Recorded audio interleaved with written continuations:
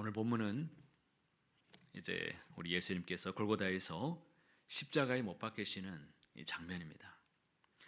이때 온 우주의 관심이 그 십자가, 그 골고다 언덕에 주목하고 있습니다.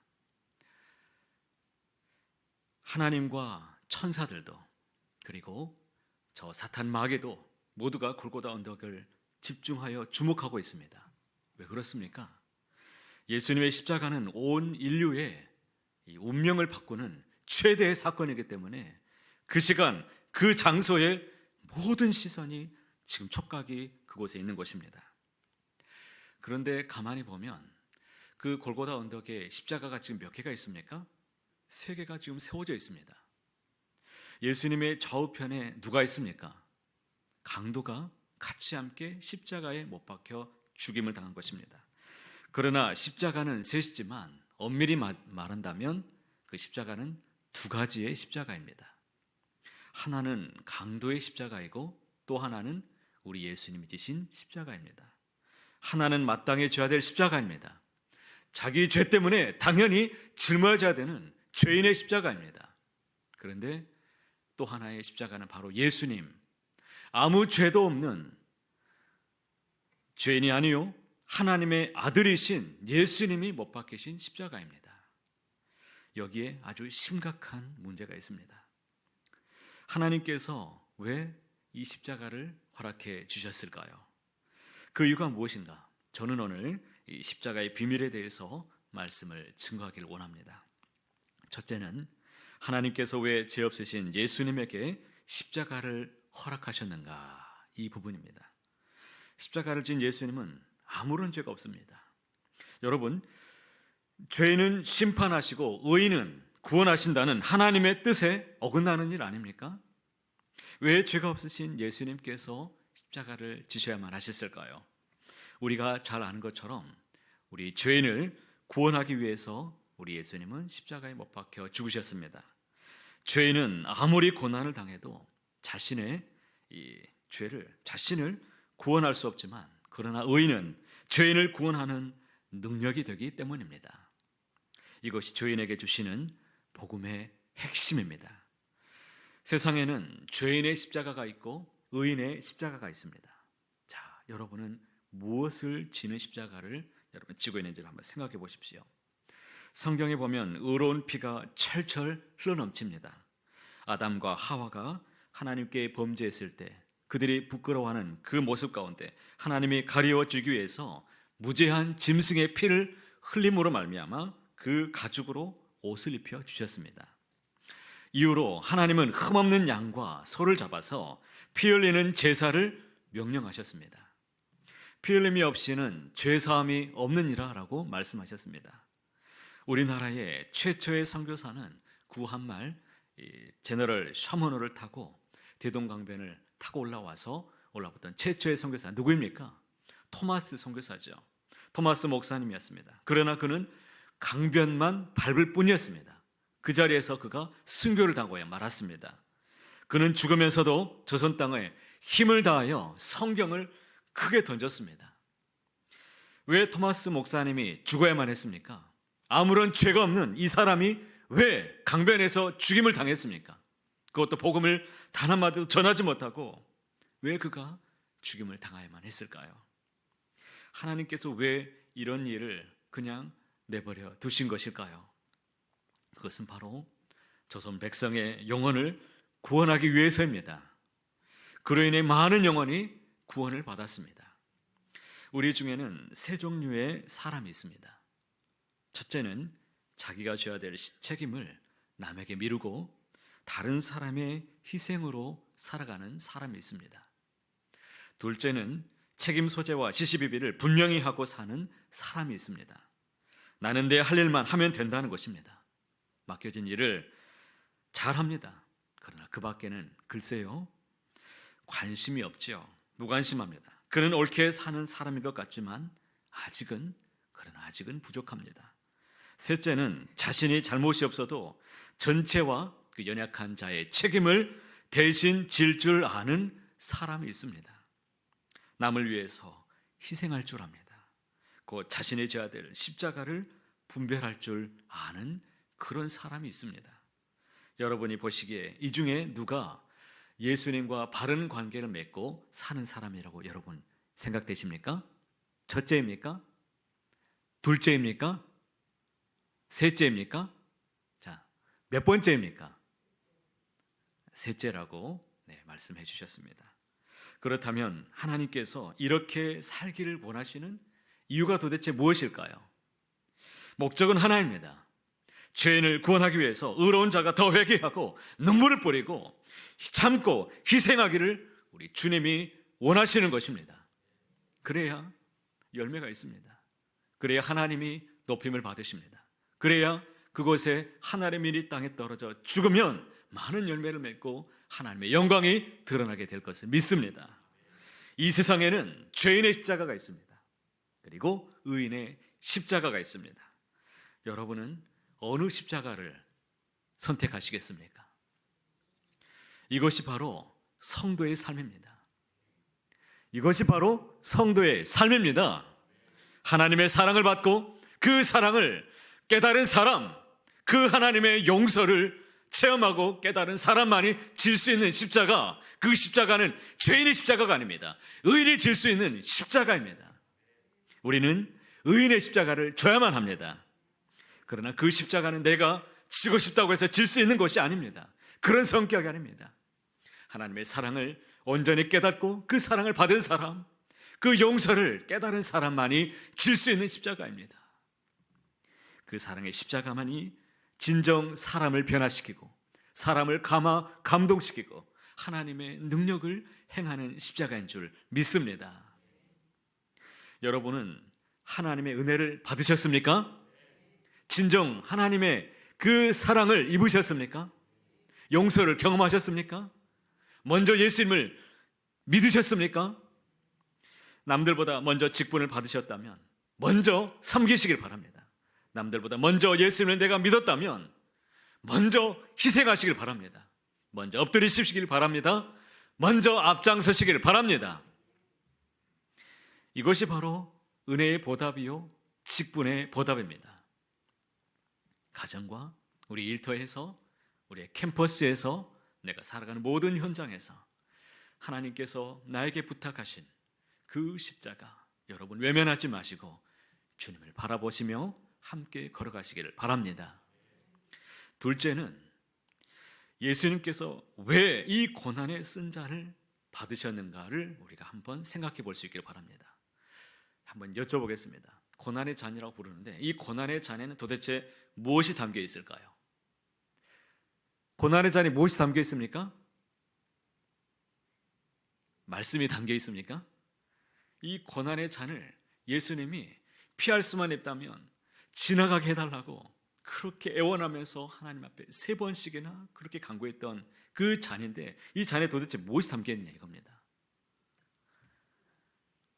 부활이 담겨 있습니까? 네, 빨리 얘기할게요. 거기에는 하나님의 진노가 담겨 있습니다. 하나님의 진노가 그곳에 가득히 담겨 있습니다. 그 잔을 주님이 대신 그 쓴 잔을 짊어지시고 마셨다는 것이죠. 강도가 진 십자가는 피할 수 있는 힘이 없어서 진 십자가입니다. 강도가 진 십자가를 한번 생각해 보십시오. 만약 이 강도가 도망갈 힘이 있고 기회가 있었는데도 불구하고 그 자기 죄값을 치르기 위해서 져야 되는 그 십자가를 과연 질 수 있었겠습니까? 피할 수만 있었다면, 도망갈 수 있는 힘이 있었다면 도망갔을 것입니다. 절대로 지지 않았을 것입니다. 그러나 예수님은 달랐습니다. 얼마든지 피할 수 있었습니다. 알고 있었고 능력이 있었습니다. 그런데도 하나님은 그 십자가를 주님이 지시기를 원하셨습니다. 왜 주님이 그 십자가를 지셨는가? 이 부분을 한번 생각해 보십시오. 왜 그렇습니까? 부활의 영광을 위해서였습니다. 하나님께서 주시는 고난은 강한 자에게 허락되는 십자가입니다. 절대 연약한 자가, 죄인이 질 수 없는 십자가입니다. 왜냐하면 하나님의 영광을 궁극적으로 드러내는 십자가이기 때문에 믿음이 강한 자만이 질 수 있는 그런 십자가입니다. 구약의 출애굽기를 읽어보면 내 백성을 보내라고 하실 때 바로가 어떻습니까? 마음이 강팍하여서 하나님의 명령을 거부하고 오히려 더 이스라엘 백성들을 괴롭히는 것을 보게 됩니다. 노역을 더 가중시키고 그들을 더 힘들게 만들고 그들을 보내지 않았습니다. 한편으로 생각하면 이스라엘 백성들의 입장에서는 너무나 고통스럽죠. 하나님께서 무엇을 원하시면 계속해서 더 괴로운 일이 자기 앞에 닥치니 어떻습니까? 그러나 그로 인해서 하나님께서 애굽에 몇 가지 재앙을 내리셨습니까? 10가지의 재앙을 다 쏟아부었습니다. 하나님의 진노가 그곳에 가득히 부어졌습니다. 10가지 헛된 우상들을 다 무찌르시고 너희들이 섬기는 헛된 것들을 다 드러내신 하나님이 마지막에 무엇을 드러내셨습니까? 하나님의 권능을 온 우주 가운데 하나님이 다 드러내셨습니다. 홍해를 앞두고 이스라엘이 큰 위기를 만났을 때도 마찬가지였습니다. 이 엄청난 위기가 오히려 하나님의 권능과 영광을 더욱 높이 드러내는 계기가 되었습니다. 사랑하는 성도 여러분, 하나님의 자녀들에게 시시때때로 고난의 순간이 우리에게도 찾아옵니다. 아니, 내 신앙의 앞길에 지금 무엇인가 가로막혀서 병마와 싸우고 있는 성도들, 지금 가슴 아픈 일이 있는 성도들, 또 어떤 송사를 당하고 있는 성도들, 어떤 어려움에 지금 직면하고 있는 분들이 계십니까? 왜 우리에게 이런 고난을, 쓴 잔을 우리에게 허락하시냐 이것입니다. 굳이 피할 수 있는데 왜 이 쓴 잔을 종에게 허락하시는 것입니까?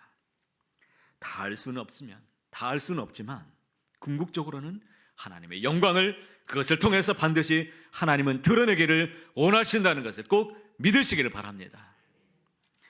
우리가 이 모든 고난과 시련을 주님과 함께 이겨내시고 오히려 하나님의 영광을 우리를 통해 하나님은 드러내기를 원하신다는 것을 꼭 기억하시기를 바랍니다. 하나님은 시험을 주실 때 감당할 시험만 우리에게 허락하신다라고 말씀하셨습니다.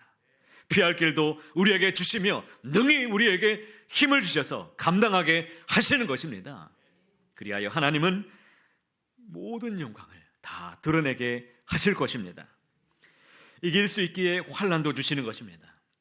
여러분, 우리 자신이 얼마나 능력 있는 사람인지를 여러분은 한번 보실 수 있기를 바랍니다. 패배의식이나 불행하다는 생각, 안 된다는 생각을 버리시길 바랍니다. 어떤 어려움이 있을 때, 어떤 시험이 있을 때 너무 염려하지 마시기 바랍니다. 믿음을 주시는 이 우리와 함께 넉넉히 힘을 주셔서 감당하게 하시는 그 하나님을 꼭 붙잡으시길 바랍니다. 하나님은 이미 다 알고 우리에게 맡기시고 허락하여 주시는 분이십니다. 신명기 31장 6절 말씀을 함께 읽어보겠습니다. 너희는 강하고 담대하라. 두려워하지 말라. 그들 앞에서 떨지 말라. 이는 내 하나님 여호와 그가 너와 함께 가시며 결코 너를 떠나지 아니하시며 버리지 아니하실 것임이라. 아멘. 이것은 이스라엘 백성들에게 주어진 말씀이었지만 오늘 이 땅에 살아가는 모든 만백성, 주님의 백성들에게 주시는 말씀입니다. 강하고 담대하십시오. 염려하지 마십시오. 그들 앞에서 떨지 마십시오. 우리 하나님이 우리와 함께 계십니다. 우리를 떠나지 아니하십니다. 버리지 아니하신다고 말씀하셨습니다. 그러니 여러분 염려하지 마시길 바랍니다.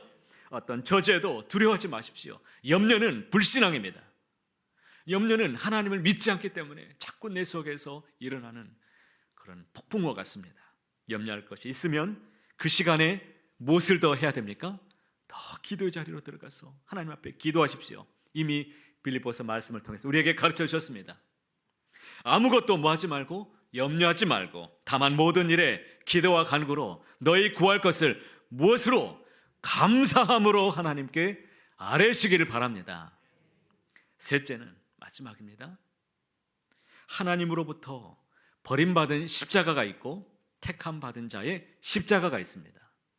여러분은 과연 어느 십자가를 지시기를 원하겠습니까? 강도가 진 십자가는 죄인에 대한 하나님의 진노의 상징이죠. 하나님은 오래 참으시고 우리를 부르셨지만 그러나 끝까지 외면하는 사람들이 있습니다. 하나님의 사랑을 거부하고 외면하면서 자기 원대로 뜻대로 살아가는 사람들. 그런데 하나님은 로마서 1장에 보면 그 사람들을 어떻게 하신다고 말씀하십니까? 그들의 죄악 가운데 그대로 내버려 두신다고 말씀하셨습니다.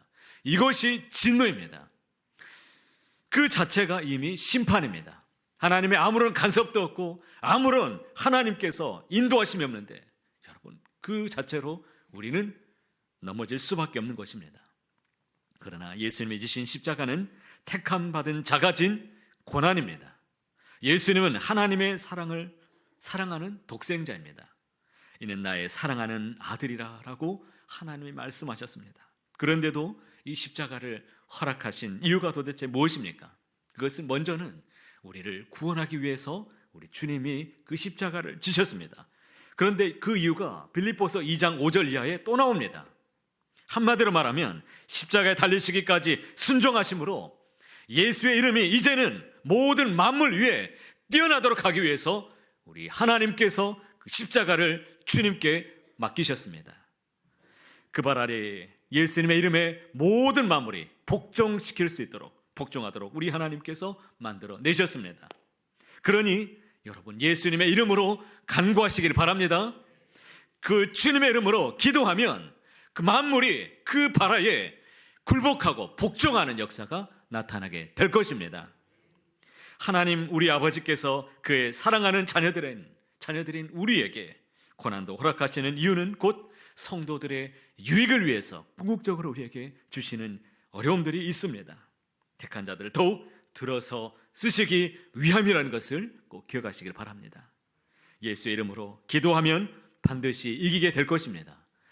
예수님의 이름으로 기도하십시오. 그 이름에 모든 만물이 굴복하게 될 것입니다.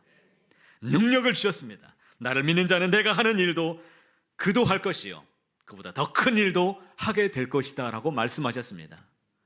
예수님의 이름으로 간구하며 기도하면 역사가 나타나게 된다는 것입니다. 여러분, 조지 뮬러 목사님을 한번 생각해 보십시오. 조지 뮬러 목사님이 나이 80이 되어서 어느 강단에서 집회를 마치고 어느 의자에 앉아 있는데 어떤 성도가 찾아와서 물었습니다. 어떻게 목사님은 돈이 한 푼도 없이 10,000명이나 되는 고아들을 먹일 수 있었습니까? 그리고 10만 명이나 되는 교회학교 아이들을 어떻게 먹이고 그들을 입힐 수가 있었습니까? 라고 물어보니까 목사님이 앉아있던 의자에서 일어났습니다. 그리고 그 의자 앞에 서서 그리고 그 발 앞에 그 의자 앞에 무릎을 꿇었습니다. 그리고 두 손을 그 의자에 올리고 깍지를 낀 다음에 머리를 그 안에 쏙 집어넣어서 기도했습니다. 그러기를 한참 동안 기도하더니 이것이 바로 비결이라고 대답했습니다. 이것이 비결이라고 말했어요. 사랑하는 성도 여러분, 하나님은 모든 것이 합력하여 선을 이루시는 분이십니다. 택한 자가 받는 십자가, 의인이 받는 그 고난의 십자가, 모든 것을 우리 하나님께서 강한 자만이 이길 수 있는 그 십자가, 그 십자가를 우리에게 허락하심을 꼭 믿으시길 바랍니다. 그래서 끝내 주님 앞에 기도함으로 승리하셔서 하나님의 영광을 드러내는 곳에 여러분들 사용되기를 바랍니다. 주와 함께 믿음으로 그 고난도 달게 받으시고 주와 함께 끝까지 승리하는 저 여러분 모두가 다 되시기를 간절히 소원합니다.